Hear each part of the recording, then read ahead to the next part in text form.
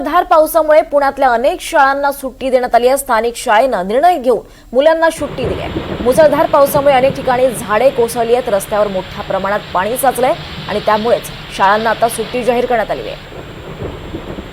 अधिक माहिती घेऊयात आमचे प्रतिनिधी अविनाश पवार यांच्याकडून। अविनाश, काय अधिक माहिती या संदर्भात?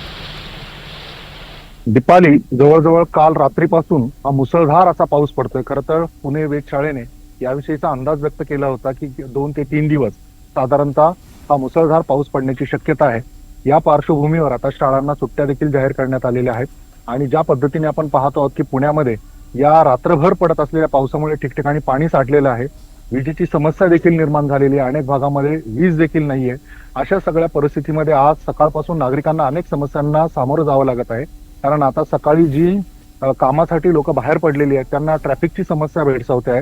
त्यासोबतच आता इथे जर आपण पाहिलं तर ही जी इंद्रायणी नदी आहे, इंद्रायणी नदीच्या पात्रामध्ये पाण्याचा जो प्रवाह आहे तो देखील वाढताना दिसतोय। ठिकठिकाणी मुळा मुठा नद्यांमध्ये देखील जर अशाच पद्धतीने पाऊस पडत राहिला तर पाण्याचा विसर्ग हा खडकवासला धरणातून होण्याची शक्यता आहे। त्याच्यामुळे त्या ठिकाणी देखील आता नदी ही धोक्याची पातळी ओलांडू शकते। अशा पद्धतीने सगळी परिस्थिती जी आहे ती पुणे शहरामध्ये आता बिघडताना दिसते। संपूर्ण पुणे जिल्ह्यात देखील कमी अधिक प्रमाणात अशाच पद्धतीने पावसाची परिस्थिती आहे। त्यामुळे आज सकाळपासून सगळीकडे या पावसाने अक्षरशः म्हणजे मुसळधार असा हा जो पडतो आहे याच्यामुळे नागरिकांची धांदल उडालेली आहे। कारण रोजची जी कामं आहे त्याच्यावर सगळा परिणाम झाल्याचं चित्र आपल्याला पुणे शहरामध्ये दिसून येत आहे। दीपाली, निश्चितच अविनाश, धन्यवाद या सगळ्या सविस्तर माहितीसाठी।